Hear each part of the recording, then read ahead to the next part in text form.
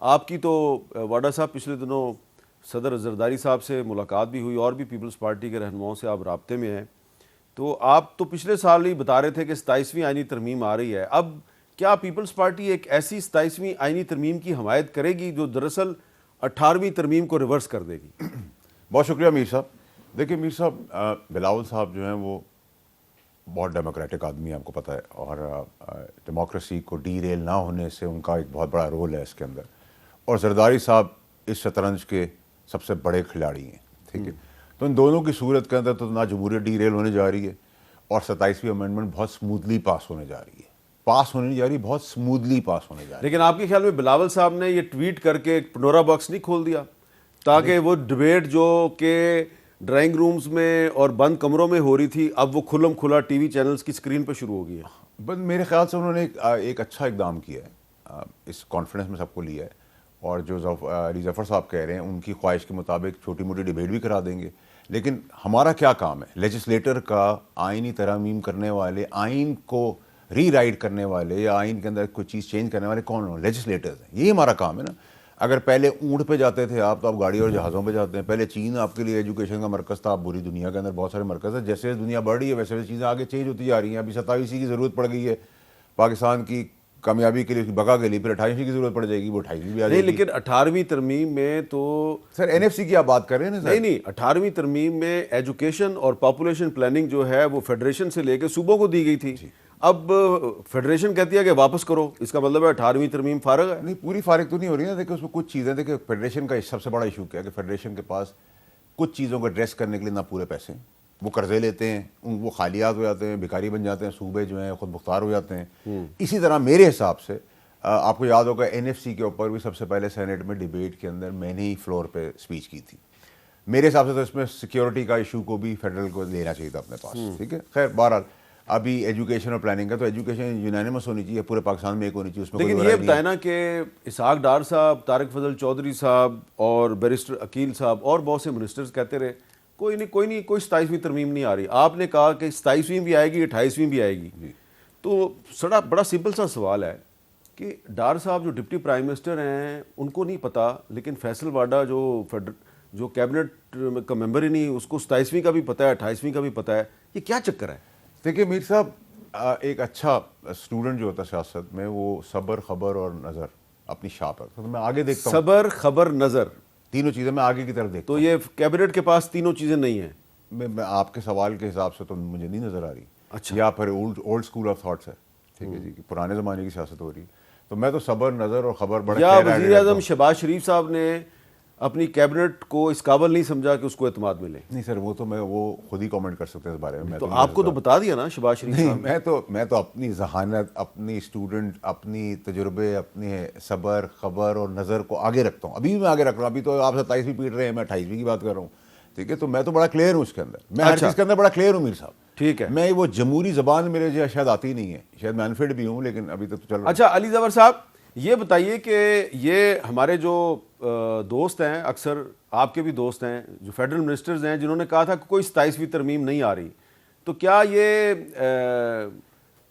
خبر اور نظر سے محروم ہیں یا وزیر اعظم صاحب نے ان کو بتایا ہی نہیں اور صرف ڈائریکٹ بات کی پیپلز پارٹی کی لیڈرشپ سے اور انہوں نے معاملہ جو ہے وہ پبلک کر دیا؟ تو یہ کیا چکر کیا چل رہا ہے یہ؟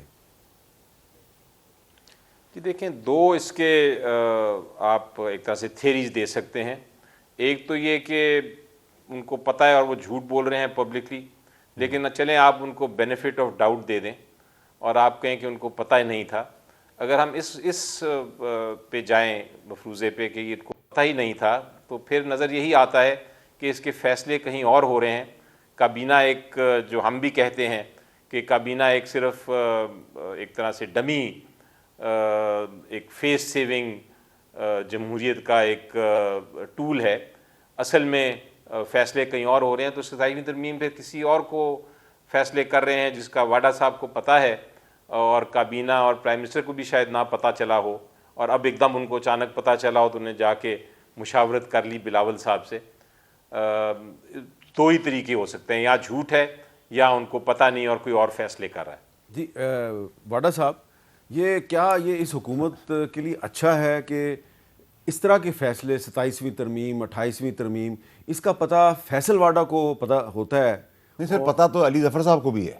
اچھا، میں بول دیتا ہوں، باقی سب بولتے نہیں. علی ظفر صاحب کا تجربہ مجھ سے زیادہ ہے.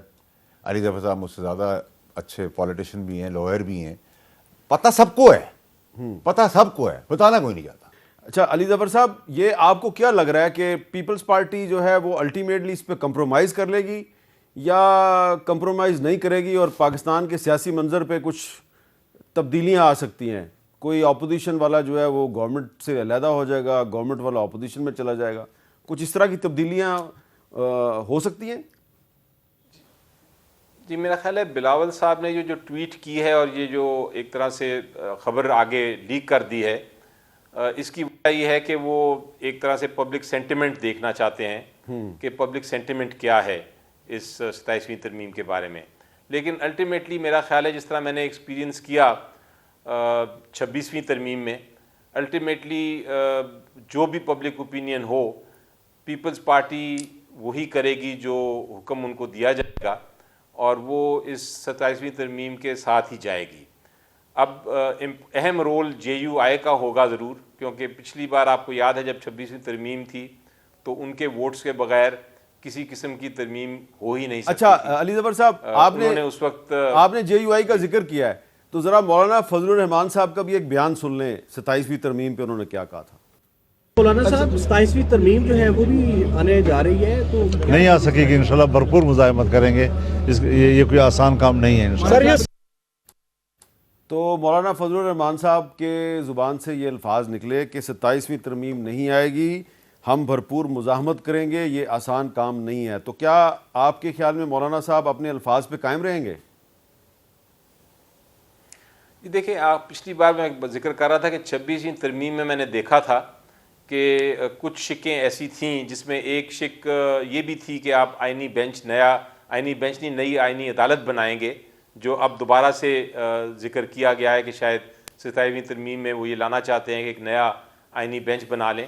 تو مجھے یہ ذاتی ایکسپیرینس ہے کہ اس کو مولانا صاحب نے بھرپور طریقے سے اس کی مخالفت کی تھی. اچھا. اور اس کے بعد وہ بجائے آئینی عدالت بننے کے آئینی بینچ بن گیا تھا. تو اس لیے بہت ساری ایسی چیزیں ہیں جو پچھلی 26ویں ترمیم میں لانے کی کوشش کی گئی تھی جن کی مخالفت کی تھی جے یو آئی نے.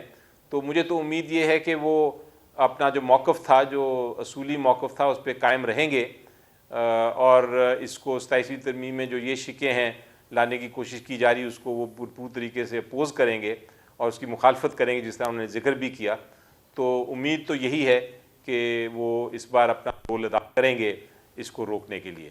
اچھا جی، اب جو D G I S P R کی جو آج بیک گراؤنڈ بریفنگ تھی اس میں بڑی انہوں نے اہم باتیں کی ہیں، اور اس میں جو سب سے اہم بات ہے، ایک تو انہوں نے یہ کہا ہے کہ جی بھارت ایک اور فالس فلیگ آپریشن کی تیاری کر رہا ہے اور اس مرتبہ یہ آپریشن سمندر میں ہو سکتا ہے اور اس کے لیے ہم تیار ہیں. یعنی کہ ابھی بھی پاکستان اور بھارت کے درمیان ایک اور جھڑپ یا ایک محدود جنگ کا خطرہ موجود ہے. لیکن اہم ترین بات یہ وہ یہ کہہ رہے ہیں کہ خیبر پختونخوا کے 12,000 ایکڑ رقبے پہ پوست کی کاشت ہو رہی ہے، اور اس میں انہوں نے جو تیراہ کا علاقہ ہے، جو خیبر ایجنسی کا علاقہ ہے، جس سے کہ چیف منسٹر کے پی کے سہیل آفریدی صاحب کا بھی تعلق ہے، اس کے بارے میں انہوں نے کہا کہ وہاں پہ جو ڈرگ مافیا ہے وہ اس کا کولیبوریشن ہے نہ صرف خارجیوں کے ساتھ بلکہ افغان طالبان کے ساتھ بھی.